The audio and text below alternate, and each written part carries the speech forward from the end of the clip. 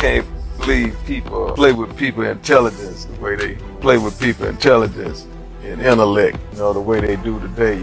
People are telling lies for a living. You know what I mean? They actually lying to y'all for a living.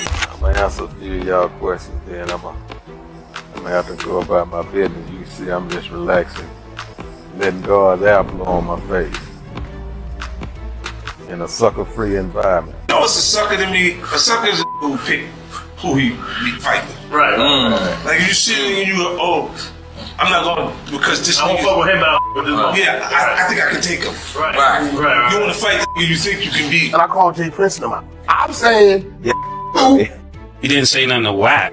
So when you come talking to me, I feel like you're very selective. This is exactly what I meant last week when I was talking about street is being selective. Whispers have been floating around about Jay Prince, often hailed as one of Houston's most untouchable power players, allegedly pressing 50 Cent over Big Meech, rumors of extortion, and a tangle of controversies that reach beyond the music industry. But is Jay Prince truly prepared to challenge someone like 50 Cent, the man who lives for blowouts and thrives on drama? Big Meech is also known as the storied figure behind the Black Mafia family, BMF, and there's no denying Big Meech's history is as captivating as it is polarizing.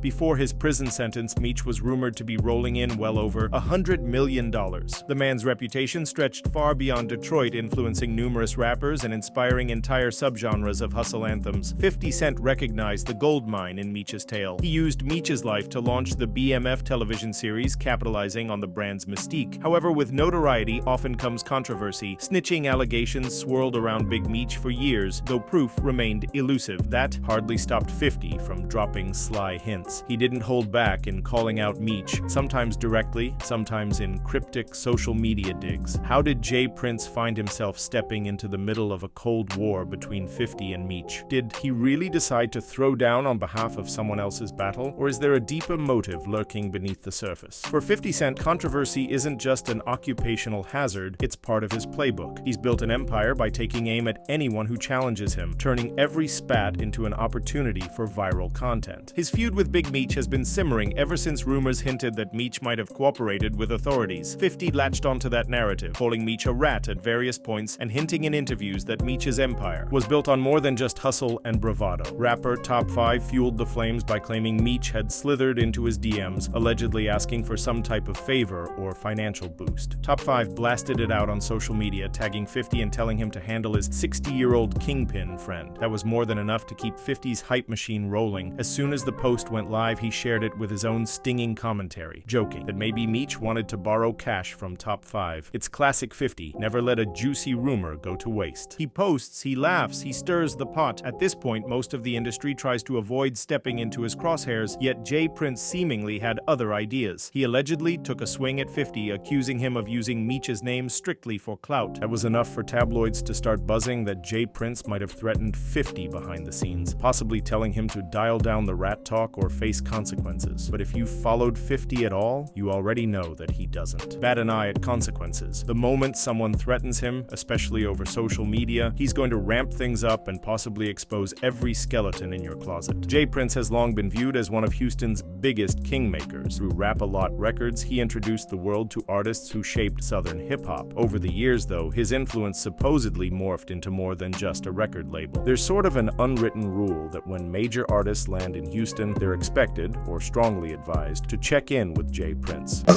Maybe we need to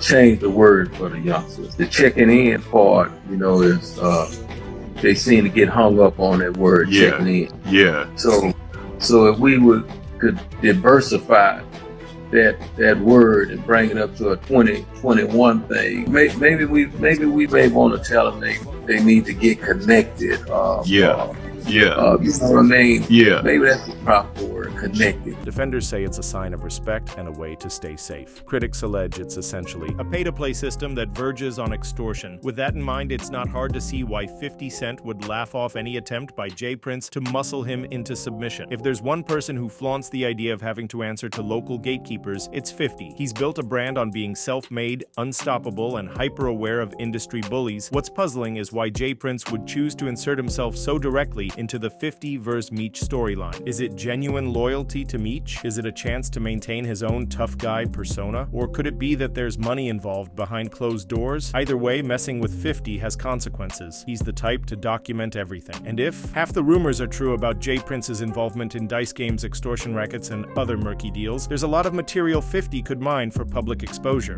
That Junior, but I was going on down there in Houston, bro. He's the one that's tied to the dude that makes the loaded dice. All entertainers, when you go to Houston, stay away from J. Prince Jr. There's a whole play going on. The play is a loaded dice. The entertainer invites him in, act like he's covering for him, hanging out, everything is cool. Let's go here, let's go there, let's go here, let's go there.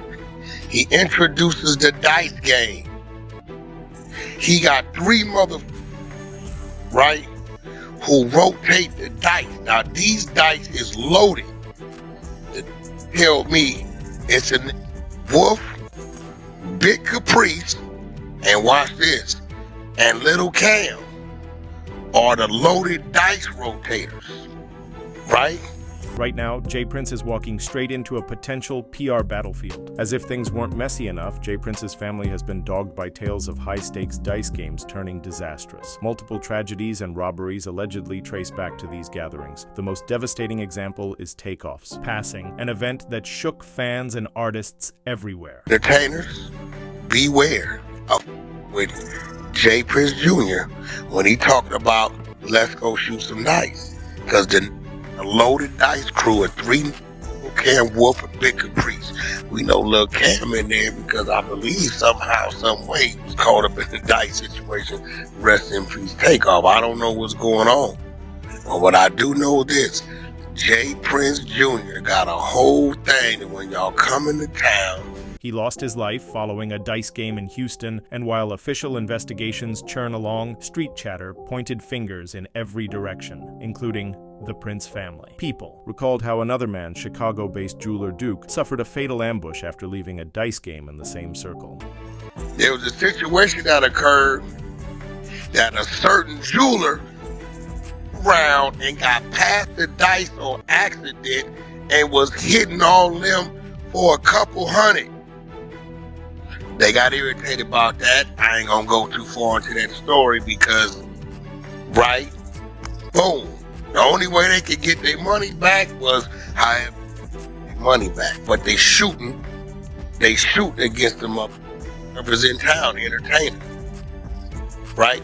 They say J. Prince Jr., he get 30% of whatever the take is. The speculation was that these nights are not just casual get-togethers. Instead, some believe they're orchestrated shakedowns where local hustlers and affiliates line up unsuspecting visitors. When rumors swirl that the dice themselves might be rigged, it ratchets up the tension even more. After Takeoff's death, the pressure on the Prince family grew heavier. Folks wondered why these tragedies often seemed to cluster around certain gatherings. Many criticized Quavo for even being there, saying he should have known better after hearing the ominous whispers about these alleged setups.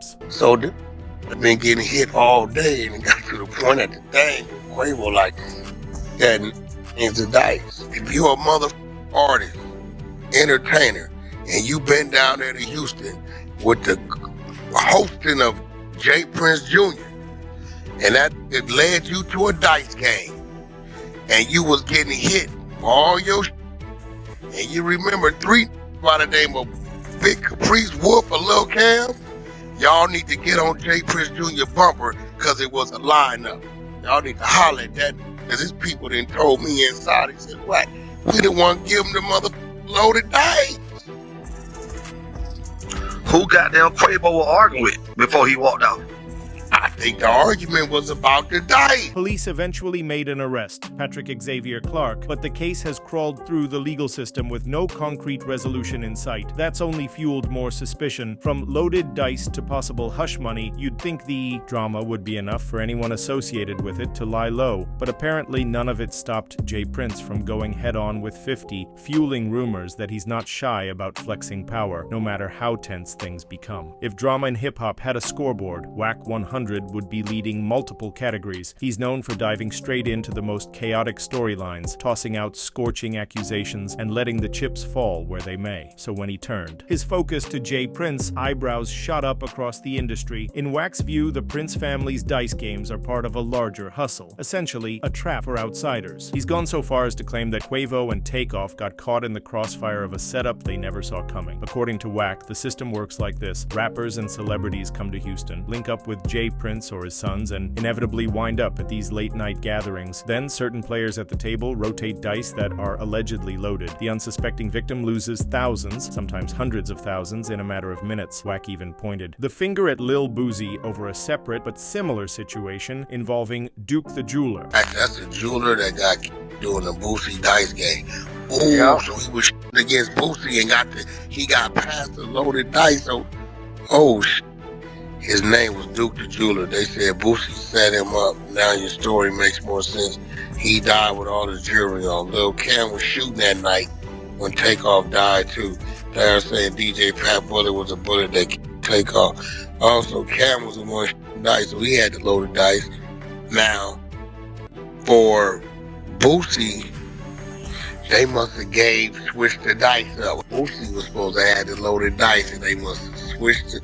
He contends that once you're at this table, you're basically on their turf with no real protection. J. Prince and his crew have repeatedly denied these claims, dismissing it all as paranoid conspiracy talk. Yet the suspicion remains, growing. Each time something tragic happens around them, Wack's unfiltered opinions haven't helped matters, painting J. Prince as the puppet master of a network that capitalizes on outsiders' trust. Add 50 Cent's unstoppable mouth to the mix, and you get a ticking time bomb. If 50 decides to amplify Wack's talking points, J. Prince might find himself trying to manage a PR nightmare in addition to alleged threats of real-life consequences. J. Prince's tension with 50 isn't his first public dust-up. Remember NBA YoungBoy's standoff a couple of years back? YoungBoy's place in Houston got hit by thieves who nabbed keys to his luxury cars and snatched valuable chains. In a peculiar twist, J. Prince hopped online to reveal he'd retrieved the stolen goods and wanted YoungBoy to come pick them up like some benevolent protector. Little homie YoungBoy, place got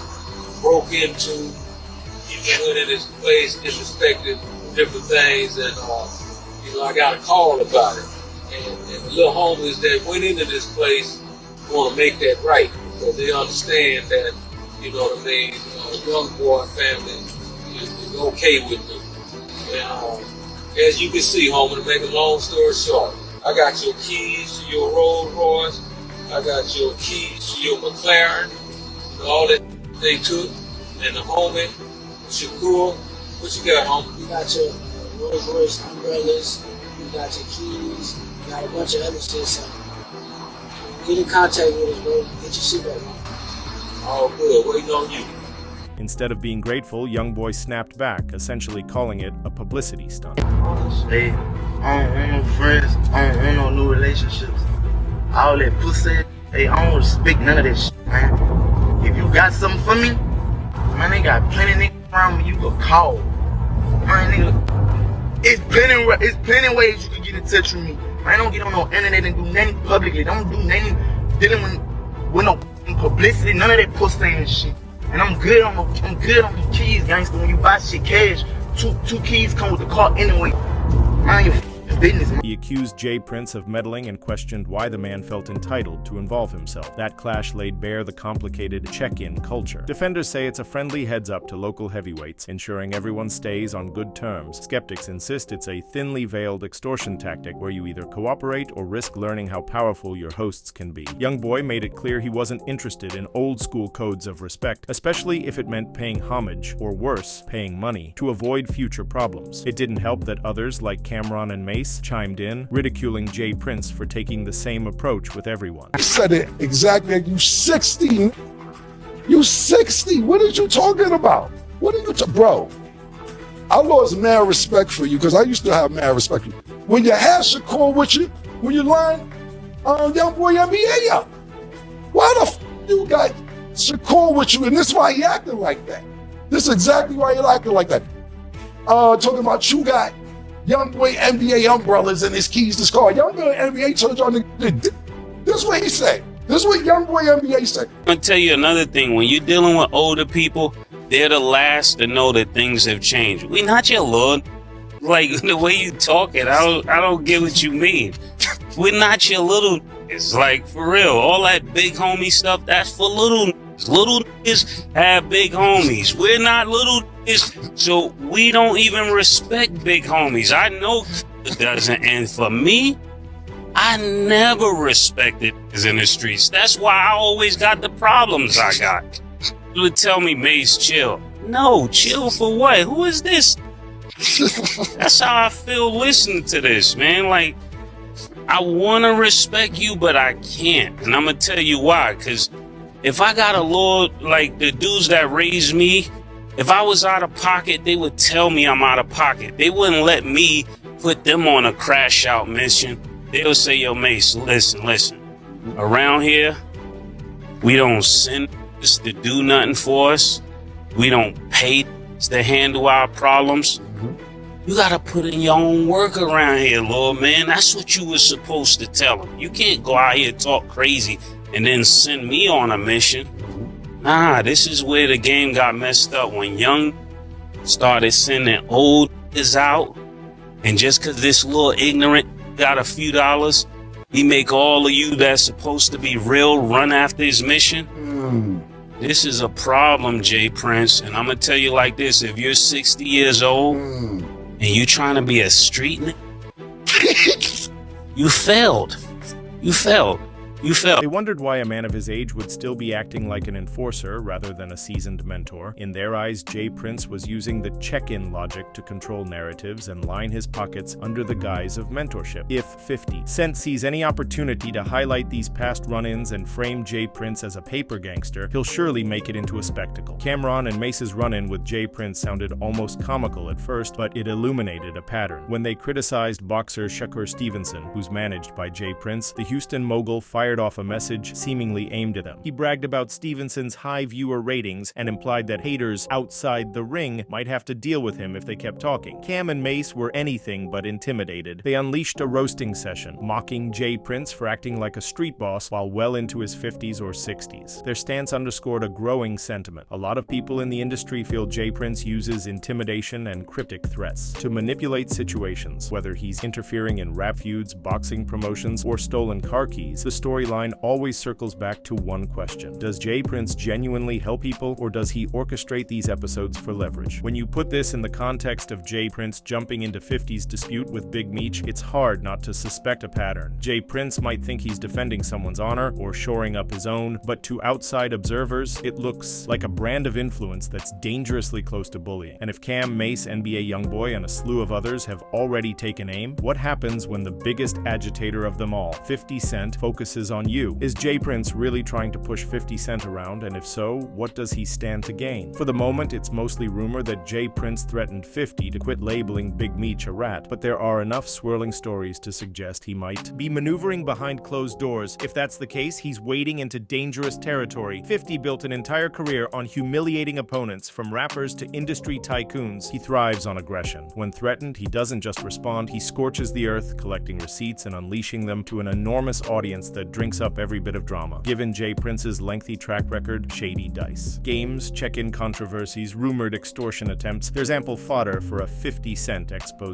One slip-up, one too many words said on Instagram, and 50 might drop some curated docu-series or social media special unveiling every skeleton in Jay Prince's closet. That alone could be enough to tarnish the carefully crafted image Jay Prince has maintained for decades. Nobody, no matter how respected, is untouchable once 50 decides to flip on the bright lights. Jay Prince isn't exactly known for backing down either. He has a reputation for quiet, behind-the-scenes influence, whether people call it extortion or savvy business moves. If his connections in Houston run as deep as legend says, the fallout could get complicated. This isn't just about music or clicks. It touches on real power structures and potential personal risk. On one side, 50 Cent is the perennial instigator, unafraid to take aim at Big Meech, Jay Prince, or anyone else who piques his interest. On the other, Jay Prince wears the crown of Houston's underworld monarch monarchy, defending his territory and reputation. With a fierceness that's both revered and feared, is J. Prince overplaying his hand by stepping into the spotlight when he could have stayed in the shadows? Or is 50 about to bite off more than even he can chew by toying with a figure known for wielding real muscle behind the scenes? For now, the tension hangs heavy. Every day there's another speculation, another offhand comment, another grainy rumor hitting the web. One thing is for sure, the deeper these two dig, the more skeletons are likely to be unearthed. Who will blink first, or will both sides push the confrontation until it escalates beyond mere words? Whatever the outcome, it's certain to leave a mark on hip-hop's legacy. If there's one lesson to learn here, it's that the modern rap game isn't just about beats and bars. It's about power, reputation, and the lengths people will go to defend them. Stay tuned, because this story is still unfolding, and the next chapter could be the most explosive yet.